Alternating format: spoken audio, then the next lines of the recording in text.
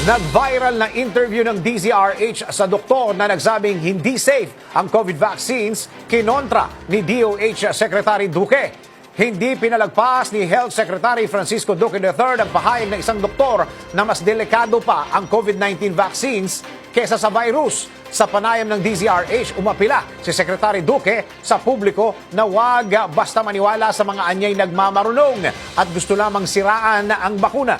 Narito ang report ni Lizelle Once. Huwag paniwalaan ang mga nagmamarunong at sinisiraan ang bisa at kaligtasan ng COVID-19 vaccines.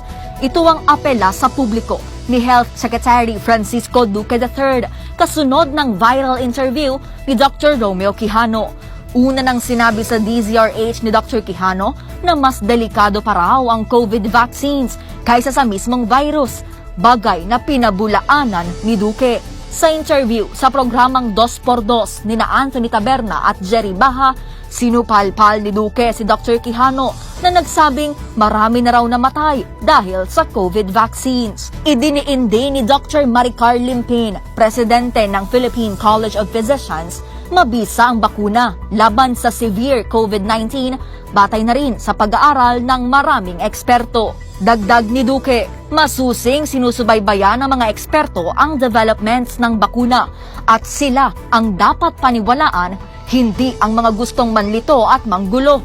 Ayon sa kalihim, napatunayan ng mabisang proteksyon sa virus ang bakuna, lalo na kung sasamahan ng iwas, mask at hugas at pananatili sa lugar na maganda ang ventilasyon. Samantala, sa opisyal na pahayag ng UP Manila College of Medicine, nilinaw nilang retirado ng guro si Dr. Quijano simula pa 2014. Taliwas umano ang mga sinabi nito sa paniniwala ng UP Manila na ligtas at mabisa ang COVID vaccines. Giit ng institusyon, suportado nila ang paglaban sa COVID na nakabatay sa siyensya at tamang pagkalap ng mga ebidensya at impormasyon. Para sa MBC Network News, Lizelle Once, nag-uulat para sa DZRH, ang kauna-unahan sa Pilipinas.